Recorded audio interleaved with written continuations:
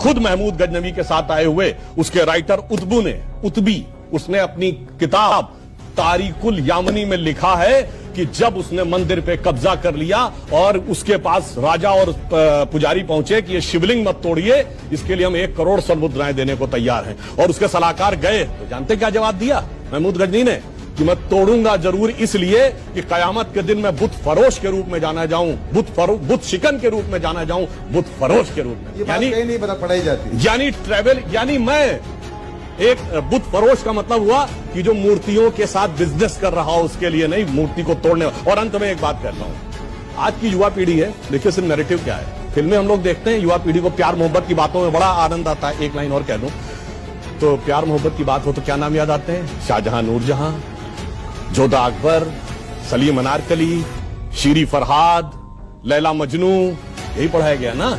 जबकि एक मुगल बादशाह बताइए जिसकी 1 दर्जन से कम ऑफिशियल बीवियां रही हैं, और एक भी बादशाह बताइए ऐसा कैसा प्यार था तो 10-10 के साथ एक स्त्री के प्रति समर्पित निष्ठावान प्रेम का प्रतीक 3 पीढ़ियों से हमारे दिमाग में ऐसे भर दिया गया कि बच्चे से पूछिए तो उसे यही याद आता है। इसे कहते हैं एजेंडा, और एजेंडा सिर्फ एक तरफ नहीं था। इंडिया गेट के सर्किल पे घूम जाइए, बाबर रोड, हुमायूं रोड, अकबर, वो सब तो अलग है, आपको मानसिंह रोड भी मिल जाएगी मगर राणा प्रताप रोड नहीं मिलेगी। 1949 में जब वहां मूर्तियां प्रकट हुई तब गवर्नर जनरल थे भारत में, सरकार कांग्रेस की थी, और उसको रोकने के लिए उत्तर प्रदेश के, तब यूनाइटेड प्रोविंस था, मुख्यमंत्री गोविंद बल्लभ पंत स्वयं गए थे और फैजाबाद के डिस्ट्रिक्ट मजिस्ट्रेट ने उनको रोक दिया था, क्योंकि तब तक संविधान लागू नहीं था, तो मुख्यमंत्री से ज्यादा पावर डिस्ट्रिक्ट मजिस्ट्रेट की, वो भी कांग्रेस थी। 1966 में संतों को, सेवक संतों पर गोली चलवाने वाली भी कांग्रेसी थी। 1976 में जब आर्कियोलॉजिकल सर्वे के एक्सकवेशन में 8 खंबे निकल आए थे तो उसको रोक देने वाली भी कांग्रेस थी। 1988 में जब हम भारत माता एकात्मता रथ चला रहे थे तो वीर बहादुर सिंह सीएम थे, उसे रोकने वाली भी कांग्रेस थी। 1990 में कार सेवकों के हत्यारे मुलायम सिंह की सरकार को समर्थन देकर बचाने वाली भी कांग्रेस थी। 1992 में ये कहने वाले कांग्रेस के प्रधानमंत्री थे कि हम बाबरी मस्जिद दोबारा बनाएंगे, और 2007 में कोर्ट में हलफनामा दे के ये कहने कि राम तो काल्पनिक थे, राम सेतु के मुद्दे पे वो भी कांग्रेस थी। मंदिरों में जाते हैं छेड़खानी करने के लिए वो भी कांग्रेस थी। हिंदू आतंकवादी वो भी कांग्रेस थी। इसीलिए कहा गया है अंदर से मैलो हियो बाहिर रूप अनेक, नारायण तासो भलो कौआ तन मन एक। इन्होंने कहा था कि दीपावली फिजूल खर्ची है। मैं बताता हूं दीपावली करना क्यों आवश्यक है। दुनिया का इतिहास भरा पड़ा उस उदाहरण से, भाई भाई को मारकर गद्दी पे बैठा, बेटा बाप को मार के गद्दी पे बैठा। दिवाली उसका प्रतीक है कि 14 वर्ष तक जब भाई गया जंगल में तो दूसरा भाई खड़ाऊ रख के शासन किया और थाली में खड़ाऊ लेके उसका स्वागत करने को तैयार खड़ा था। वो आदर्श है जो दुनिया के सामने होना चाहिए, ना कि वो कि 4 भाई एक वो भी थे जिसमें सुजा मुराद और दारा के रूप में औरंगजेब ने 4 का कत्ल किया और अपने सगे बड़े भाई का सर काट के थाली में अपने बाप के पास भेजा था। आप बताइए आप अपने घर में क्या चाहते हैं, भाई का कटा हुआ सर थाली में या भाई के हाथ में रखी हुई पादुका? इसलिए मानव मूल्य के श्रेष्ठतम मूल्यों का आदर, इसलिए दीपावली मनाया जाना जरूरी। धरती सारे पंथों को धारण करती है, फिर भी हमारे देश को धर्मनिरपेक्ष कह दिया गया। आप में से बहुत से लोगों ने कभी ध्यान दिया है लोकसभा में, लोकसभा अध्यक्ष की जो चेयर है उसके पीछे क्या लिखा हुआ है?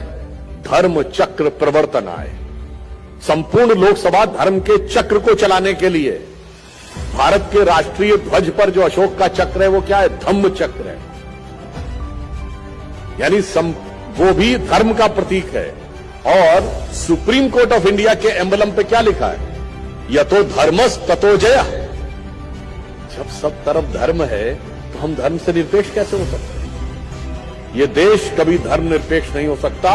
यह धर्म प्राण देश है, यह देश पंथ निरपेक्ष है। हम एकमात्र दल हैं जो स्वतंत्रता के बाद उत्पन्न हुए।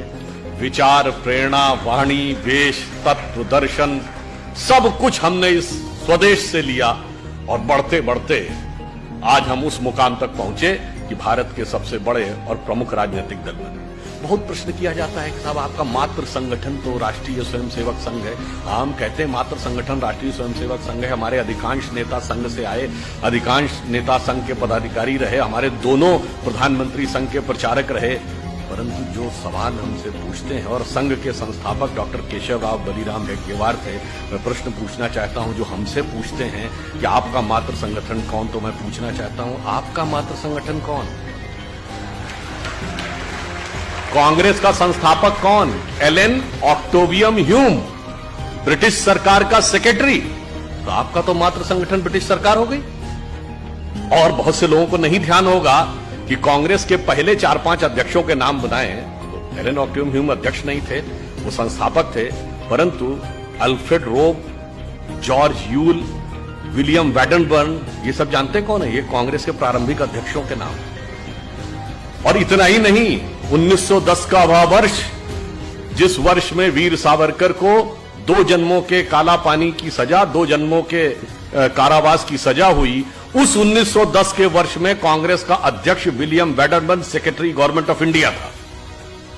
अब बताइए, आप ब्रिटिश हुक्मरान के हुक्म के नीचे पैरों के तले बैठकर स्वतंत्रता का आंदोलन लड़ रहे थे। इसलिए भाई, अपने मातृ संगठन, तुम्हारा मातृत्व भ्रातृत्व कहां था, यह देख लिया जाए तो दूध का दूध पानी का पानी हो जाता है।